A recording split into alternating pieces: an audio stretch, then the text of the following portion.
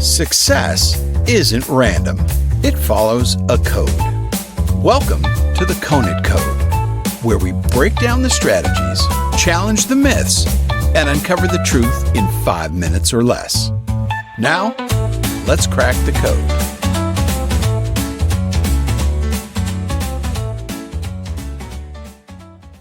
There was a time, not too long ago, when doing it could land you in serious trouble. And I'm not talking about sneaking into a speakeasy or running a poker game in a back room. No, this was something much worse. If you did it, you'd be labeled immoral, a degenerate. No decent person would be caught near you. Respectable hotels wouldn't let you stay the night. Proper families wouldn't have you at their dinner table. And women? They were warned that participating would forever tarnish their reputations. Newspapers called it the downfall of civilized society. It wasn't just the activity itself, it was the crowd it attracted. Gamblers, heavy drinkers, brawlers, fistfights were common. Fast women were even more common. Religious leaders called it sinful. University presidents warned it would corrupt the youth, and parents everywhere prayed their children wouldn't get caught up in its grip. It was so serious that Harvard's president campaigned to have it banned from every college in America, and a respected minister predicted it would eventually collapse under the weight of its own filth and vice. People thought it was a phase, a dangerous, disgraceful trend that would burn out quickly, just like so many others. But it didn't. Instead, its popularity exploded, first in big cities, then in rural towns. It spread like wildfire, attracting both saints and sinners, rich and poor. And while most condemned it, a few stood up and defended it. One of those defenders, Mark Twain.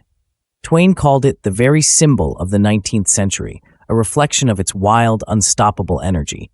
He didn't apologize for it. He didn't try to hide it. He celebrated it, declaring that it wasn't just a passing fad, it was here to stay.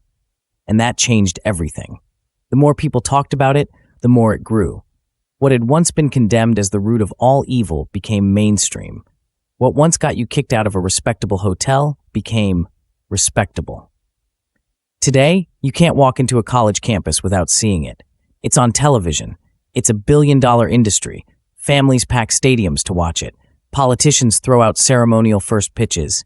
It's as American as apple pie. The once scandalous activity that religious leaders and Harvard presidents tried so hard to ban?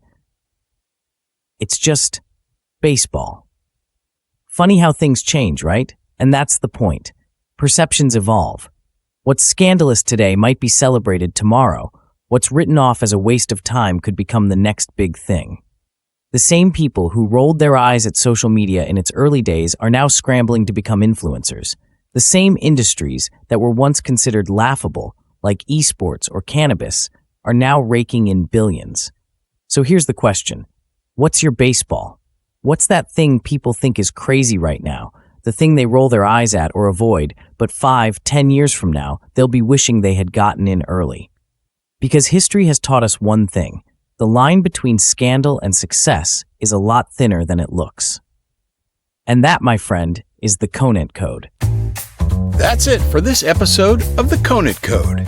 If you got something out of it, share it with a friend, follow the show, and leave a review on your favorite podcast platform. More insights, more strategies, and more code breaking coming soon.